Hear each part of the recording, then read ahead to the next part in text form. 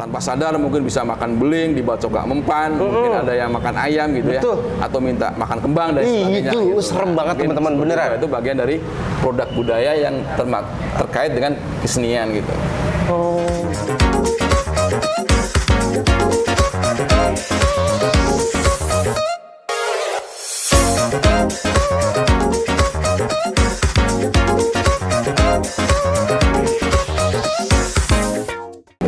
Budaya yang demikian, nah saya pernah lihat itu di Kuda Lumping ya, Mas Ji. Itu Kuda Lumping kalau yang saya lihat di museum-museum yang ada di Jakarta atau lagi ada pertunjukan-pertunjukan kayak di Taman Mini, itu murni joget, tari-tari tradisionalnya ada. Tapi begitu saya lihat langsung di daerah tempat di Jawa sana, di tempatnya asal di itu Kuda Lumping, itu benar-benar ada yang pakai kembang dulu, terus pakai sesaji-sesaji, terus kuda lumpingnya ntar tuh kayak kesurupan. Nah, itu emang salah satu pertunjukan apa emang budaya sebenarnya seperti itu, Mas Ji? Iya kan, tadi produk budaya yang di kesenian itu kan tadi pasti kalau di lakon wayang itu atau di kuda lumping kan ada pertama jejer tuh. Jejer itu gerakan yang biasa, nanti ada beberapa tahapan.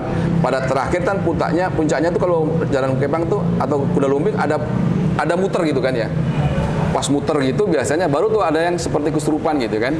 Nah biasanya kan kalau konteks di Jawa yang saya tahu, kebetulan di kampung saya juga ada tradisi kuda lumping. Biasanya kalau kata sesepuh itu memanggil gitu ya jiwa dan orang terdahulu yang di kampung itu, sehingga dia bisa nyurup, sehingga tanpa sadar mungkin bisa makan beling, dibawa cokak mempan, mungkin ada yang makan ayam gitu ya, atau minta makan kembang dan sebagainya. Itu gitu. serem banget teman-teman, beneran. Itu bagian dari produk budaya yang terkait dengan kesenian gitu.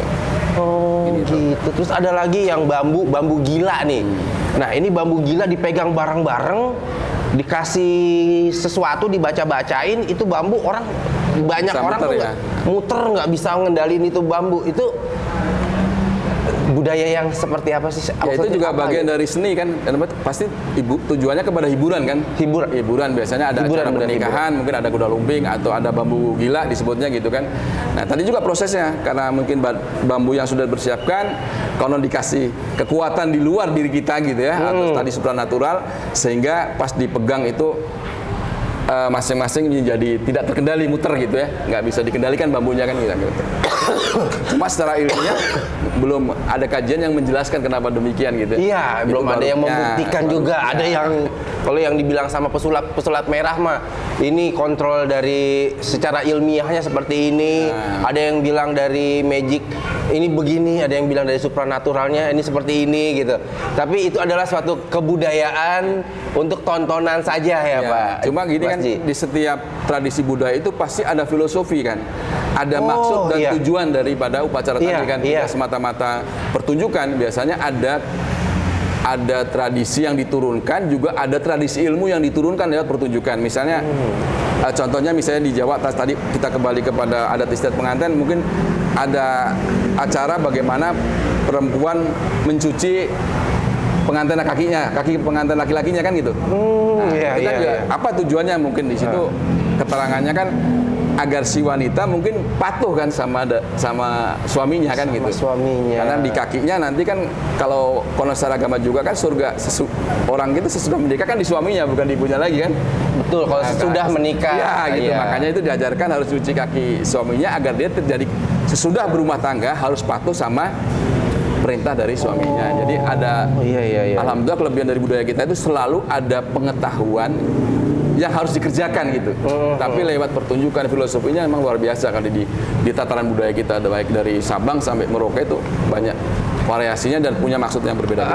Saya dengar nih dulu nih banyak banget budaya-budaya yang ada di Indonesia ini menjadi inspirasi negara lain.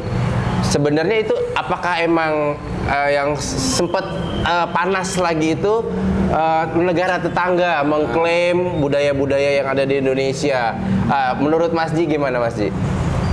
Dulu ini kan tidak pernah dipatenkan ya kekayaan intelektual atau kekayaan kesenian kita di lembaga yang iya, yang mempatenkan. nggak dipatenkan gitu. Mungkin begitu banyak imigran dari Jawa yang ke Malaysia, kemudian kan juga mereka melakukan kegiatan kesenian kan. Betul. Mungkin di sana sudah akan dipatenkan sama Malaysia misalnya gitu kan. Nah, kita udah nggak bisa patenkan lagi, padahal itu produk dari kita gitu. Iya. Memang di Departemen Pendidikan dan Kebudayaan mungkin ya harus mempatenkan dengan legalisasi hukum, sehingga tidak diklaim negara lain gitu. Padahal banyak banget ya yang udah diklaim. Gitu. Jadi jangan sampai udah diklaim baru kita protes kalau itu produk kita kan. Nah sekarang budaya-budaya asing yang masuk ke Indonesia yang sedikit banyaknya ini mengkikis generasi-generasi sekarang yang kayaknya mungkin malah nggak tahu budaya Indonesia seperti apa, Mas Ji. Ini pendapat Mas Ji gimana, Mas Ji? Iya, tadi kalau teori menghancurkan suatu negara kan dihancurkan budayanya. Budayanya terlebih dengan dahulu. Budaya dihancurkan, dia tidak mengetahui identitas dirinya. Dengan tidak mengenali identitas dirinya berarti dia tidak mengenali leluhurnya. Iya. Sekarang misalnya contoh ada tata krama lah di wilayah, di semua daerah tuh ada. Di Jawa misalnya ada bahasa juga dibagikan, ada bahasa Ngoko, ada Ngoko halus, ada bahasa Kromo, ada bahasa Kromo Inggil. Itu juga akhirnya beradab. Misalnya saya dengan Abang ini bisa Ngoko karena kita selevel. Tapi kalau saya dengan Bang Jaya almarhum misalnya, saya harus dengan bahasa yang bagus, bahasa Kromo. Misalnya Bang Madang gitu, mungkin sama yang di atas saya nggak boleh, ayo dahar gitu. Nah cuma di Jawa Tengah dan Jawa Barat ada hal yang sama tapi beda arti. Misalnya dahar di Jawa Tengah itu halus, tapi di Sunda kasar gitu. Nah itu juga kita harus memahami itu. Jadi nggak sembarangan kita pakai orang bahasa yang kasar dipakai tempat halus jadinya merasa kasar. Ya bisa gitu karena pas kita bilang ayo apa namanya dahar gitu di Sunda itu kasar. Kalau di Jawa halus gitu. Halus ya gitu. Jadi ada perbedaan seperti itu. Nah, dengan kita tahu sosiologi budaya kita, latar belakang sehingga kita bisa bergaul luas ya. Bener. Misalnya orang Jawa seorang Jawa gitu. Orang Seberang itu kan atau Sumatera sana kan kecenderungan tinggi nadanya, intonasinya. Ya saya harus biasa aja kan, memang dia begitu gaya obrolannya gitu ya. Kalau saya tersinggung nanti baperan, nanti saya nggak bisa berkomunitas di ini. Bener banget. Aduh, akhirnya teman-teman semua di podcast Daily Life ini kita bisa ngebongkar lagi dan lebih luas lagi pengetahuan kita tentang kebudayaan dan adat istiadat. Oke, buat teman-teman di podcast Daily Life, sampai sini dulu perjumpaan kita. Jangan lupa nonton di episode-episode berikutnya. Terima kasih buat Mas Ji, salah seorang budayawan yang hari ini mau datang, dan suatu kehormatan buat kami di sini para tim semuanya dari Daily Life mengucapkan banyak terima kasih. Sehat selalu, banyak rezekinya. Amin alhamdulillah. Dan mudah-mudahan teman-teman semuanya bisa lebih luas lagi wawasannya, dan saksikan terus podcast Daily Life.